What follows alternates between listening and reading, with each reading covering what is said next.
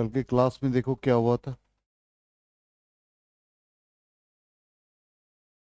Electric field lines बता दिया था, उसके प्रॉपर्टीज भी हो गए थे। और आज हम लोग इलेक्ट्रिक डाइपोल से स्टार्ट करेंगे। और ये लास्ट टॉपिक था हमारा कि इलेक्ट्रिक फील्ड कहाँ यूनिफॉर्म है। यूनिफॉर्म का मतलब क्या होता है? मैग्नीट्यूड और डायरेक्शन दोनों का सेम हो जाए, ठीक। और यहाँ पर नॉन यूनिफॉर्म मतलब डायरेक्शन या मैग्नीट्यूड चेंज कर जाए, यही मतलब था। यहाँ पर एक यूनिफॉर्म फील्ड को रिप्रेजेंट किया, ये यूनिफॉर्म है, ये नॉन यूनिफॉर्म है।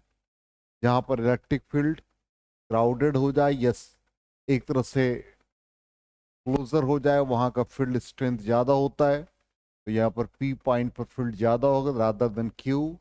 यहाँ भी पी और एक क्यू कहीं पर ले लें तो यहाँ पर पी, ये क्यू चार्ज का है, ऐसा नहीं है कि ये क्यू पॉइंट है। क्यू पॉइंट यहाँ हो सकता है कहीं भी, तो E P larger than E Q. अब आ जाए motion of charge particle in uniform electric field. Uniform electric field का बेस्ट एग्जांपल है parallel plate capacitor. Non uniform के लिए एक isolated positive charge, isolated negative charge, ये इलेक्ट्रिक डाइपोल का फील्ड लाइंस बनाओगे तो वो नॉन यूनिफॉर्म को रिप्रेजेंट करेगा। तो यूनिफॉर्म इलेक्ट्रिक फील्ड दो प्लेट लेंगे, जैसे यहाँ पर एक positive plate, negative plate, negative plate, positive. अब यहाँ पर पॉजिटिव प्लेट है तो यहाँ पर एक चार्ज पार्टिकल प्रोटॉन ले लिया, और प्रोटॉन इसके बीच में कहीं भी आपने यहाँ से इसको रिलीज कर दिया तो प्रोटॉन नेगेटिव प्लेट की तरफ अट्रैक्ट हो। इसी तरह से आपने इलेक्ट्रॉन को रिलीज कर दिया तो इलेक्ट्रॉन नेगेटिवली चार्ज है, तो ये पॉजिटिव प्लेट की तरफ अट्रैक्ट हो। इलेक्ट्रिक फील्ड का फील्ड लाइंस जो हमने यहाँ पर रिप्रेजेंट किया वो एरो को रिप्रेजेंट कर रहा है, वो हमेशा पॉजिटिव प्लेट से नेगेटिव प्लेट की तरफ होगा। अब इसके क्वेश्चन आते हैं यहाँ पर कि एक्सेलरेशन प्रोटॉन का कितना होगा, एक्सेलरेशन इलेक्ट्रॉन का कितना होगा, कितने टाइम पीरियड के बाद ये इस प्लेट पर स्ट्राइक करेगा, ये सब क्वेश्चन आते हैं। तो सबसे पहले इस पर एक्सेलरेशन फोर्स कितना लगता है वो देख लें। तो फोर्स इसके ऊपर लगेगा F is equal to q e, ये याद रखना है। दूसरा एक्सेलरेशन जो होगा फोर्स बाई मास, तो एक्सेलरेशन हो गया फोर्स बाई मास, तो फोर्स को क्यू ई बाई एम लिख, ठीक। इसी तरह से एक्सेलरेशन हम इलेक्ट्रॉन का निकाले, प्रोटॉन का निकाले, इसी फॉर्मूला को यूज करेंगे। तो यहां पर एक्सेलरेशन प्रोटॉन के लिए क्या आ गया, force by mass of proton, और फोर्स क्या लगा, q E by m p. Acceleration electron पर कितना लगेगा, force by m e, q E by m e, ठीक। अब हो सकता है इसमें टाइम पीरियड पूछ दे, तो टाइम पीरियड के लिए हम लोग फॉर्मूला क्या लिखेंगे, हम लोगों ने पढ़ा टाइम पीरियड होता है अंडर रूट, जैसे हम motion under the effect of earth gravity पढ़ते थे, under root 2h by g. Formula को आप यहां पर यूज कर लो। यहां पर क्या हो गया, अंडर रूट 2h, h की जगह पर यह क्या हो गया, सेपरेशन बिटवीन द प्लेट्स, तो 2d, और इसकी जगह पर एक्सेलरेशन। अब एक्सेलरेशन का वैल्यू डाल दो 2h, एक्सेलरेशन कितना है भाई, क्यू ई बाई एम, तो एम ऊपर चला गया। अब यहां पर देखो ध्यान से, चार्ज इलेक्ट्रॉन का प्रोटॉन का सेम, इलेक्ट्रिक फील्ड भी सेम, इसका मतलब acceleration inversely proportional to mass. अब यदि हमको एक्सेलरेशन कंपेयर करने के लिए दे दिया, acceleration of proton, acceleration of electron, inversely related to mass, इसका मतलब क्या हो गया, मास ऑफ इलेक्ट्रॉन यहां, मास ऑफ प्रोटॉन यहां, clear. Mass of electron smaller होता है, इसका मतलब एक्सेलरेशन यहां पर देख लो क्या होगा, ध्यान से मतलब देखो, acceleration of acceleration directly inversely proportional to mass हो गया, तो यहां पर mass of electron smaller than mass of proton, इसका मतलब क्या हो गया, एक्सेलरेशन ये इनवर्सली रिलेटेड है, इसका मतलब जिसका मास कम उसका एक्सेलरेशन ज्यादा, it means acceleration of electron larger than acceleration of proton. अब एक्सलेरेशन ज्यादा होगा तो ऑब्वियसली टाइम पीरियड पर भी उसका इंपैक्ट पड़ेगा। अब देखो यहां पर क्या है, मास, तो यहां पर ये 2h, सॉरी d लिख देना चाहिए, 2d/m, ठीक। अब चार्ज भी सेम, E भी सेम, टाइम पीरियड भी d भी सेम, और 2 तो कांस्टेंट क्वांटिटी, इसका मतलब मास के डायरेक्टली रिलेटेड है, ठीक। इसका मतलब मास of electron smaller than mass of proton, तो टाइम पीरियड इलेक्ट्रॉन को कम लगेगा। ये भी एक रिलेशन आ गया, आया समझ में? इतना हम लोगों को एनालिसिस कर लेना है, तो ये सारी चीजें हम लोगों को दिमाग में रखना है। सब कुछ पीडीएफ में नहीं होगा, इसमें भी होगा, उसको उसी तरह से हमको नोट्स में भी कर लेना है, रिवाइज। आगे समझ में? अब आ जाओ नेक्स्ट पार्ट। अब यहां पर यूनिफॉर्म इलेक्ट्रिक फील्ड, ये वेलोसिटी जैसे पूछा, जैसे मान लो कि एक यहां से एक पार्टिकल को रिलीज किया। अब रिलीज किया तो distance covered by the particle from A to B, S, ठीक। इलेक्ट्रिक फील्ड का डायरेक्शन लेफ्ट टू राइट। अब वेलोसिटी निकाला, तो देखो वेलोसिटी कैसे निकाला, ध्यान दो। v is equal to U plus A T, U zero, acceleration Q E by M into T आ गया, v square is equal to U square plus 2s, U zero, तो v का वैल्यू क्या हो गया, 2 अंडर रूट 2as, तो 2a की जगह पर ये डाल दिया, v हो गया अंडर रूट 2as। एक्सलेरेशन कितना है भाई, अभी पढ़ा, Q E by M into S, आ गया। ये आ गया इलेक्ट्रिक फील्ड के टर्म में। अब इलेक्ट्रिक फील्ड हम लोग जानते हैं dv/dr होता है, इसका मतलब यहां का difference in potential delta v है, और dr की जगह पर s है, तो इलेक्ट्रिक फील्ड क्या हो गया, डेल्टा v/s। अब इसमें पुट कर दो, v is equal to under root 2 q e, तो ई को रिप्लेस कर देंगे, तो delta v q E by M into s, और s मल्टीप्लीकेशन है, कैंसिल हो गया, फाइनली क्या आ गया, under root 2 q delta v by m. समझ में आया? तो डिफरेंस इन पोटेंशियल दिया रहेगा, मास दिया रहेगा, तो अब कंपेयर करने के लिए पूछ सकता है, वेलोसिटी को कंपेयर कर लो या वेलोसिटी का वैल्यू निकाल लो। एक हो गया in terms of electric field, तो in terms of electric field ये हमारा आ गया, and in terms of potential ये आ गया, ठीक। तो हम लोगों को वेलोसिटी मिला, इससे मोमेंटम निकाल सकते, काइनेटिक एनर्जी निकाल सकते, मोमेंटम और काइनेटिक एनर्जी भी फाइंड कर सकते हैं। इरेज करें, इसमें एकदम क्विक करना रिवीजन। तो मोमेंटम आ गया, देखो, तो मोमेंटम क्या हो गया, P is equal to mv। एक मोमेंटम किस फॉर्म में आया, इलेक्ट्रिक फील्ड के टर्म में, v का वैल्यू यहां से पुट किया, ये आ गया मोमेंटम, m और m कैंसिल हो गया। दूसरा वेलोसिटी पुट किया इस फॉर्म में, इसको या ये फाइनली ये ले लो, तो m इंटू वी। अब यहां पर ये रूट m है, और इस m को लिख सकते हैं root m into root m, एक रूट m कैंसिल हो गया, तो फाइनली क्या आ गया, 2m³ डेल्टा v। इसी तरह से हम लोग काइनेटिक एनर्जी भी निकाल लेंगे, काइनेटिक एनर्जी दोनों टर्म में निकाल लेंगे। एक हाफ mv² यहां पर काइनेटिक एनर्जी लिखा, तो वेलोसिटी का ये वैल्यू डाल दिया, तो ये आ गया। दूसरा वेलोसिटी का ये वैल्यू डाला, तो इन टर्म्स ऑफ पोटेंशियल, तो काइनेटिक एनर्जी क्या, यहां पर रिजल्ट आ गया, charge into difference in potential, ये याद रखना है, ठीक। नेक्स्ट आ जाइए इक्वेशन ऑफ ट्रैजेक्टरी। जैसे ये मान लो कि चार्ज पार्टिकल यहां से यू स्पीड से पार्टिकल को आपने रिलीज किया, अब इसका पाथ कैसा है, पैराबोलिक है। अब पैराबोलिक पाथ है, तो इसका मतलब है इसका इक्वेशन आएगा पैराबोला के फॉर्म में। तो हम लोगों ने ये पढ़ रखा कि जैसे ये फोकस इसका y की तरफ हो, तो इसका इक्वेशन क्या आता है बताओ? जिसकी तरफ फोकस होता है उसका पावर 1, तो ये क्या आ जाएगा? X square is equal to y. अब ऐसा पैराबोला होगा तो कैसा इक्वेशन आएगा? पैराबोला एक्स के अबाउट है तो y square is equal to x हो जाएगा। आया समझ में? इसका मतलब ये पैराबोला इस तरह का, तो इक्वेशन इसका इसी फॉर्म में आना चाहिए। ठीक, अब चेक करके देखते हैं क्या इसी फॉर्म में है। देखते हैं, यहां से आपने यू स्पीड से पार्टिकल को रिलीज किया। अब इसका हॉरिजॉन्टल डिस्टेंस कवर्ड, यहां पर पॉइंट पी मान लिया, तो ये हमारा y हो गया, ये x हो गया।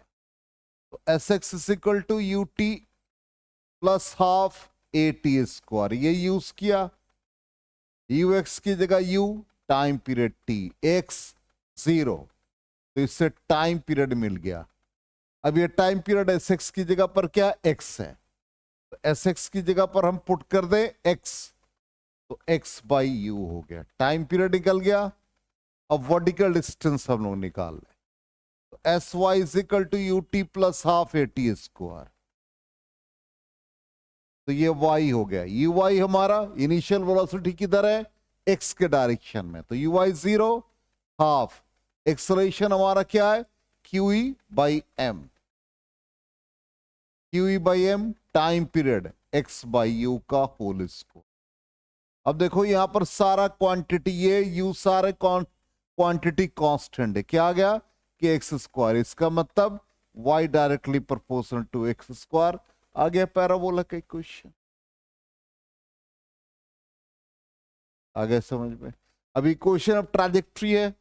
अब इससे रिलेटेड आपसे ये भी पूछ सकता है कि मान लो इलेक्ट्रॉन प्रोटॉन को रिलीज कर दिया, अब किसका क्यू बाई एम, या बहुत सारे पार्टिकल को रिलीज कर दिया, किसका क्यू बाई एम रेशियो ज्यादा है? तो यहां पर देखो क्यू बाई एम किसके डायरेक्टली हो गया? डिफ्लेक्शन के डायरेक्टली हो गया। जितना ज्यादा उस पार्टिकल में डिफ्लेक्शन होगा उतना ज्यादा q by m, q by m का मतलब स्पेसिफिक चार्ज। क्लियर? तो ये पार्ट भी हमारा हो गया, ये y is directly proportional to x square। Clear? अब आ जाए इलेक्ट्रिक डाइपोल। इलेक्ट्रिक डाइपोल क्या होता है? Pair of equal and opposite charge separated by a finite distance. अब फाइनाइट डिस्टेंस को हम लोग क्या लेते हैं? 2a लेते हैं। यही है नेगेटिव चार्ज पॉजिटिव चार्ज, इनके बीच का डिस्टेंस 2a। डाइपोल मोमेंट क्या है? एक वेक्टर क्वांटिटी जिसका मैग्नीट्यूड क्या होता है? Product of either charge and separation between the two charges, means को मतलब इलेक्ट्रिक डाइपोल लेंथ। तो क्या it measures the strength of electric dipole. Dipole moment क्या कहा? वेक्टर क्वांटिटी है। मैग्नीट्यूड क्या हो गया? Product of magnitude of charge and separation between them. और इलेक्ट्रिक डाइपोल का डायरेक्शन क्या होता है? Negative to positive. ठीक, अब यही है 2a, और डाइपोल मोमेंट का डायरेक्शन नेगेटिव से पॉजिटिव की तरफ होता है। ठीक, तो P is equal to q into 2a। Unit हम याद रखेंगे, कूलमीटर, और दूसरा यूनिट डीबाई। और डीबाई में क्या यूज है आपको सिखा भी रखा है। डीबाई का मतलब होता है यहां पर चार्ज हमारा 10 टू द पावर -10 फ्रैंकलिन हो, ये भी 10 टू द पावर -10 फ्रैंकलिन, और सेपरेशन कितना हो जाए? 1 एंगस्ट्रम। तो dipole moment is equal to charge, तो 10 पावर -10 फ्रैंकलिन और 10 टू द पावर -10 मीटर हो गया। एंगस्ट्रम को मीटर में कन्वर्ट कर दिया, तो फ्रैंकलिन को भी हम कूलम में लाएंगे तभी तो। इसका मतलब हम लोग डीबाई का मतलब होता है 1 franklin separated by 10 to the power -10 franklin separated by 1 angstrom. अब यहां पर फ्रैंकलिन 1 की coulomb is equal to 3 into 10 power 9 stat coulomb और फ्रैंकलिन, तो 1 franklin is equal to 1 by 3 into 10 power 9 coulomb. अब ये 10 टू द पावर -10 है, एक फ्रैंकलिन का वैल्यू हो गया 1 by 3 into 10 to the power 9। ये 10 टू द पावर -10, ये आ जाएगा कूलम मीटर। अब ये क्या आ गया? मान लो इसको हम 10 से मल्टीप्लाई 10 से डिवाइड कर दें, तो ये क्या आ गया? 10 बाई 3, 10/3 कितना आ गया? 3.3 हो गया। अब 10 का पावर ले लो, 10 का पावर, ये 9 और 1 10 कैंसिल हो गया। नहीं, ये sorry, just a minute, just a minute. हाँ, ये 10⁹9, ठीक। और ये 10 हो गया, ये -20, और ये -10, 10⁻−30 कूलम मीटर। तो 1 dy का वैल्यू 3.3 इंटू 10⁻−30 कूलम मीटर, ये याद रखना। दूसरा यहां पर एक और भी आ सकता है, व्हाट इज आइडियल डाइपोल। तो आइडियल डाइपोल का मतलब एक ऐसा डाइपोल जिसका साइज 2 → 0 और charge infinite. An ideal dipole is one whose size 2 → 0 and charge q tends to infinity such that the dipole moment remains finite. उसका डाइपोल मोमेंट फाइनाइट होगा, उसको हम लोग आइडियल डाइपोल कहते हैं। तो ये सारी चीजें हम लोगों को दिमाग में रखनी है। अब आ जाए electric field due to dipole. तो यहां पर एट द मिड पॉइंट पर हमको निकालना है, तो इलेक्ट्रिक फील्ड का डायरेक्शन। अब इलेक्ट्रिक फील्ड का ये वैल्यू आ रहा, कैसे निकाला, थोड़ा सा हम लोग रिकॉल कर ले। यहां पर मिड पॉइंट यहां पर निकालना है, तो ये ए पॉइंट मान लो, ये बी पॉइंट मान लो, ये पी है। इसके कारण से क्या होगा, फील्ड, यहां पर एक यूनिट पॉजिटिव चार्ज रखेंगे, फील्ड रेडियली आउटवर्ड, तो इसका नाम ई ए कर दिया। इसके कारण से निकालेंगे यहां पर, तो ये भी फील्ड क्या होगा, रेडियली आउटवर्ड, सॉरी ये निगेटिव है, तो रेडियली इनवर्ड, ई ए के कारण, ई बी के कारण से रेडियली आउटवर्ड। ये हम लोग ऑलरेडी सीखे हुए हैं ना, कि -q चार्ज है और यहां पर हमको एक यूनिट पॉजिटिव चार्ज रखेंगे तो फील्ड रेडियली इनवर्ड, और ये पॉजिटिव चार्ज है तो फील्ड यहां निकालेंगे तो रेडियली आउटवर्ड।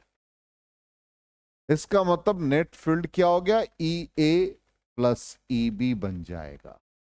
और यहां पर हम लोग डायरेक्टली फॉर्मूला यूज कर ले, KQ/R²। तो Q डिस्टेंस कितना हो गया भाई, A हो गया, हाफ ऑफ द डाइपोल, ठीक। और B के लिए भी KQ/A² हो गया। तो फाइनली K2Q/A²। इलेक्ट्रिक फील्ड क्या बन गया, 1/4πε0 2Q/A² हो गया। अब यहां रिजल्ट देखो, नेट डाइपोल नेट फील्ड का डायरेक्शन किधर है, इधर है, और डाइपोल मोमेंट का direction opposite to the field है। इसलिए साइन कन्वेंशन में E = 1/4πε0 2Q/A², ये डाइपोल मोमेंट के अगेंस्ट है, इसलिए यहां पर यूनिट वेक्टर यूज करो, या डाइपोल यूनिट वेक्टर ही यूज करना चाहिए, ये P कैप। इसका मतलब नेट डाइपोल मोमेंट या नेट फील्ड का direction opposite to the dipole moment. Clear? तो ये हो गया हमारा electric field at the mid point. दूसरा हो गया at a point lying on the axis of the dipole, जिसको हम लोग एक्सियल लाइन कहते हैं, ठीक। यही है, यहां पर डाइपोल मोमेंट का डायरेक्शन ये है, along the axis P point पर हमको फील्ड निकालना है। तो सिंपल P पॉइंट पर इसके कारण से निकालेंगे। इसको आप नेगेटिव चार्ज के लिए लिख लो, तो फील्ड क्या हो जाएगा, नेगेटिव के लिए रेडियली इनवर्ड। तो इसको हम A पॉइंट मान ले, तो E A हो गया। इसके लिए फील्ड क्या हो गया, रेडियली आउटवर्ड। अब दोनों में से कौन ज्यादा देख लेते हैं, तो रिजल्ट हम लोग लिख लेते हैं, E A क्या हो जाएगा, KQ, डिस्टेंस कितना हो गया, यहां से लेके यहां तक, ठीक। तो ये क्या हो गया, ये हाफ ऑफ द डाइपोल है, A हो गया। ये डिस्टेंस R है, ये भी A हो गया, तो ये डिस्टेंस क्या हो जाएगा, R+A। इसका मतलब ये Q/R+A का होल स्क्वायर हो गया। Electric field due to charge placed at B, तो KQ डिस्टेंस कितना हो गया, यहां से लेके यहां तक, ये डिस्टेंस क्या हो गया, R-A। इसका वैल्यू सब्स्टिट्यूट कर देंगे, आर माइनस ए का होल स्क्वायर। अब रिजल्ट देखो, दोनों में से कौन स्ट्रॉन्गर है? E b. Reason e b के डिनोमिनेटर में आर माइनस ए है, तो फाइनली क्या हो जाएगा? E b minus e a. अब इसमें से क्या है? के कॉमन ले लिया, क्यू कॉमन ले लिया, ये बन गया आर माइनस ए का होल स्क्वायर, ये बन गया आर प्लस ए का होल स्क्वायर, तो ये आ गया के क्यू। अब एलसीएम ले लेंगे तो r square minus a square का होल स्क्वायर, ये आर प्लस ए का होल स्क्वायर हो गया, माइनस आर माइनस ए का होल स्क्वायर हो गया।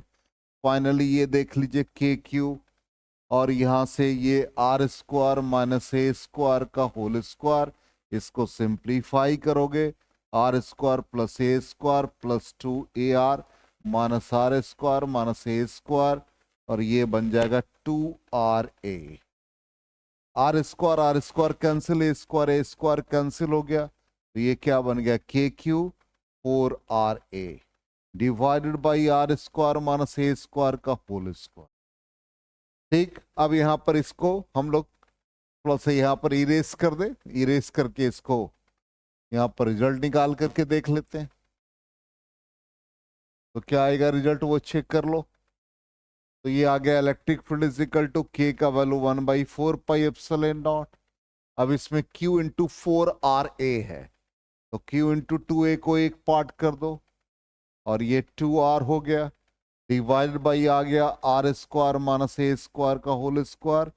तो electric field is equal to क्या बन गया? 1/4πε0 2PR divided by r square minus a square का होल स्क्वायर। अब यहाँ पर r square much larger than a square, तो ए स्क्वायर को नेग्लेक्ट कर देंगे, तो ये आ जाएगा 1/4πε0 2p/r³। अब देख लो यहाँ पर इलेक्ट्रिक फील्ड बी स्ट्रॉन्गर था, तो नेट फील्ड का डायरेक्शन ये था, और डाइपोल मोमेंट का भी डायरेक्शन सेम रहा। इसका मतलब यहाँ पर इलेक्ट्रिक फील्ड को इन टर्म्स ऑफ डाइपोल मोमेंट लिखना चाहे वेक्टर फॉर्म में, तो 2p वेक्टर/r³ आ जाएगा। इसका मतलब electric field is parallel to the dipole moment in the direction of dipole moment. ये भी रिजल्ट आ गया हम लोगों का। इसी तरह से हमको रिवीजन करना है क्विक। ठीक, अब नेक्स्ट आ जाए कहां पर है? इक्वेटोरियल पोजीशन पर। तो इक्वेटोरियल पोजीशन पर पी पॉइंट पर निकालना है। यहां से परपेंडिकुलर डिस्टेंस आ रहे, तो ये फील्ड क्या हो गया? रेडियली इनवर्ड, और ये वाला फील्ड क्या हो गया? Radially outward. ये ई बी हो गया। अब ये मान लो कि एंगल थीटा बाइसेक्ट कर रहा है, तब ई बी के कंपोनेंट इधर बन जाएंगे ई बी कॉस थीटा, और इधर का कंपोनेंट बन जाएगा ई बी साइन थीटा। फिर ई ए के कंपोनेंट इधर बन जाएंगे ई ए कॉस थीटा, और इधर का कंपोनेंट बन जाएगा ई ए साइन थीटा। अब ई ए और ई बी का वैल्यू निकाल करके देखते हैं। तो ये हमारा डिस्टेंस ए है, तो ये डिस्टेंस क्या हो जाएगा? √a² प्लस आर स्क्वायर हो जाएगा। अब इसका वैल्यू डाल दो, तो इलेक्ट्रिक फील्ड ई ए का वैल्यू डालो के क्यू, और डिस्टेंस क्या आ गया? हाइपोटेन्यूज, मतलब यहां से लेके यहां तक, इसका स्क्वायर करोगे तो रूट कैंसिल हो गया। इसी तरह से ई बी निकाल के देखो, ये के हो गया q divide by a² plus r square. इसका मतलब ये ई बी सेम है, इसका मतलब ई ए साइन थीटा और ई बी साइन थीटा एक दूसरे को कैंसिल कर देगा, तो रिजल्टेंट फील्ड क्या हो जाएगा? Summation of e a cos theta and e b cos theta. E a e b दोनों सेम है, तो क्या बन जाएगा? ये 2EA कॉस थीटा। अब इसका वैल्यू डाल दो यहां से, 2KQ divide by r² plus a²। अब कॉस थीटा का वैल्यू ये एंगल थीटा है, तो ये भी एंगल थीटा होगा, तो बेस बाई हाइपोटेन्यूज। इसका मतलब ये हो गया a/√r² प्लस a², ये पावर हाफ हो गया। इसका मतलब ये 2k, या 2 हटा दो, k सीधा, q इंटू 2a, डिवीजन में क्या आ गया? r² plus a² to the power 3/2। ये क्या बन गया? Dipole moment. तो ये आ गया r² plus a² to the power 3/2। के का वैल्यू डाल दो। अब यहां पर ये कंडीशन लेकर के चलो कि r² much larger then a², तो a² को नेग्लेक्ट कर देंगे, तो इलेक्ट्रिक फील्ड क्या आ गया? 1/4πε0 p/r³। अब देखो डाइपोल मोमेंट का डायरेक्शन ये है और रिजल्टेंट फील्ड का डायरेक्शन ये, दोनों का डायरेक्शन अपोजिट हो गया। इसका मतलब नेट फील्ड क्या बन जाएगा, यदि वेक्टर फॉर्म में लिखेंगे तो 1/4 pi epsilon not minus p by r cube. इसका मतलब net field is opposite to the direction of dipole moment. अब यहां पर ये देख लो, इसको रिजल्ट है ये हमारा, और ये एक्सियल का रिजल्ट हम लोग निकाले थे। ये आया था 1/4 pi epsilon not 2p/r cube. और यहां पर ई इक्वेटोरियल का वैल्यू हम लोग निकाले 1/4 pi epsilon not p/r cube. अब ई एक्सियल और ई इक्वेटोरियल दोनों का रेशियो निकालोगे तो क्या आ जाएगा, 2:1। ये भी दिमाग में रखना है। क्लियर, आगे समझ में यहां तक? ठीक, यहां तक कीजिए आप लोग, काफी फास्ट हुआ। अब सिर्फ रह जाएगा टॉर्क और potential energy, dipole in uniform फिर इलेक्ट्रिक फील्ड, और उसमें टाइम पीरियड का, और कल इस पर प्रॉब्लम करेंगे। ठीक है, एक दिन और लगेगा थियोरेटिकल क्लास और फिर प्रॉब्लम से